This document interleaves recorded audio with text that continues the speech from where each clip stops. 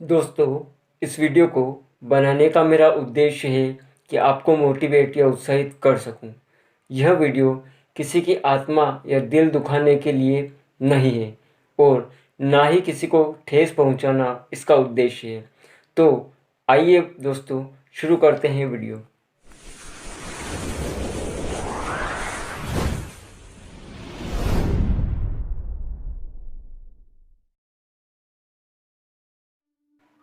पत्नी, जी हाँ, सही सुना आपने। वही पत्नी जिसे हम अलग अलग नामों से जानते हैं और पहचानते हैं। समय और परिस्थितियों के अनुसार हमें इसके भी अलग अलग रूप देखने को मिलते हैं। कभी यह फूलों से नाजुक दिखाई देती है, तो कभी पत्थर की मूर्ति, और कभी हंसमुख खिलता कवल, तो कभी इसका भयंकर रूप भी हमें देखने को मिलता है। मैंने मेरे अनुभव से समाज में ये देखा है कि अधिकांश स्त्रियां या पत्नियां सहनशील होती है।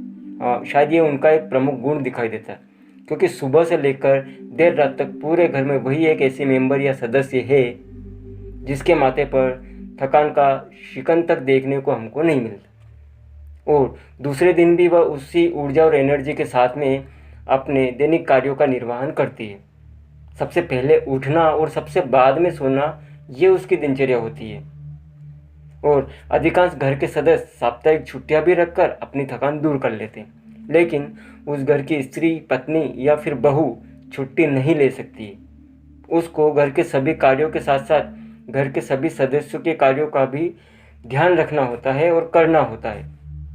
साथ ही प्रत्येक सदस्य के हर प्रकार से ख्याल भी रखती है, चाहे वह बच्चा हो या फिर बुजुर्ग। सभी के लिए वह अपना सुख, चैन, आराम त्याग कर अपने काम में जुट जाती है।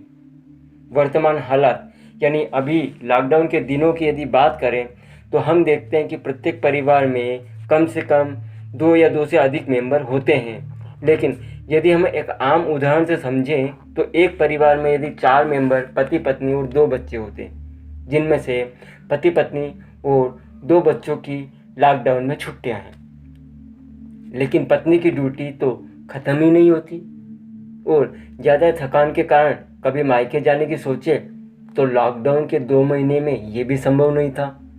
तो इस प्रकार हम ये देखते हैं कि परिस्थिति, माहौल या इन्वायरमेंट कैसा भी हो, एक स्त्री, एक पत्नी अपनी सहनशीलता का परिचय देते हुए अपने कर्तव्यों का भली भांति पालन कर रही है। दूसरी तरफ समाज में हमें उसी पत्नी या स्त्री का दूसरा रूप भी देखने को मिलता है, जिसे हम में से शायद कोई भी पसंद नहीं करता, और जिसे हम चालाक स्त्री या पत्नी का दर्जा दे सकते हैं। इस प्रकार की महिलाओं में जलन भावना, ईर्ष्या, घमंड, कामचोरी और झगड़ालू प्रवृत्ति भी हमको देखने को मिलती है। एक सुशील, शिक्षित, शालीन और विनम्र स्त्री या औरत की प्रशंसा हर कोई करना चाहता है। दूसरी तरफ वे महिलाएं होती है जिनमें उन गुणों का अभाव होता है, उनकी प्रशंसा कोई नहीं करना चाहता है। हर कोई उनसे दूर रहना ही पसंद करता है। इस वीडियो में मैं उन महिलाओं का जिक्र करूंगा जो किसी कारण से अपने जीवन से निराश है या हताश है। मैं उन महिलाओं से यह कहना चाहूँगा कि आप भी निराशा में आशा को ढूंढो, अंधेरों में भी उम्मीद की किरण को देखो। यहाँ पर 4 लाइनों का जिक्र करना चाहूँगा कि कली है तू तो फूल बनकर दिखा, कली है तू तो फूल बनकर दिखा, चिंगारी है तू तो आग बनकर दिखा, चिंगारी है तू तो आग बनकर दिखा। ये पल कैसा भी हो गुजर जाएगा, ये पल कैसा भी हो गुजर जाएगा। हे बुलंद इरादे तुझ में तो कुछ बनकर दिखा, हे बुलंद इरादे तुझ में तो कुछ बनकर दिखा। हाँ दोस्तों, हम और आप जो चाहे वो कर सकते हैं, जो पाना चाहे उसे हासिल कर सकते हैं, लेकिन शर्त ये है कि इसके पीछे लक्ष्य बनाकर दृढ़ आत्मविश्वास, दृढ़ इच्छा शक्ति के सहारे हमें आगे बढ़ना होगा, और सकारात्मक सोच को अपनाते हुए इस रास्ते में आने वाला हर परेशानियों को दूर करते हुए हमको सफलता प्राप्त करनी है। अक्सर देखने में आता है कि कई महिलाओं को पुरुषों के मुकाबले में ज़्यादा मेहनत करनी होती है, और यदि आप शिखर पर जाना चाहती हो तो आज ही आपको सारी तैयारी करनी पड़ेगी। आपके उज्जवल भविष्य के ताले की चाबी वो तो आपके पास ही है। बस आपको निरंतर अभ्यास, मेहनत, लगन और पूरी ईमानदारी के साथ कोशिश करते हुए अपने सुनहरे भविष्य के ताले को आत्मविश्वास की चाबी से खोलना है। आपके स्वयं की सोच ही आपके व्यक्तित्व का आधार या बेस होती है। यदि आप नेगेटिव सोचोगी तो नेगेटिव, और यदि पॉजिटिव सोचोगी तो पॉजिटिव ही बनोगी। और हमारी इन्हीं भावनाओं को हम जीवन में महत्व देते हैं। निराशाजनक सोच को रखकर हम जिंदा होते हुए भी एक लाश से ज़्यादा कुछ नहीं होते। मैं मानता हूँ कि सभी महिलाओं के जीवन में आने वाली नकारात्मक या नेगेटिव समय एक जैसा नहीं होता है।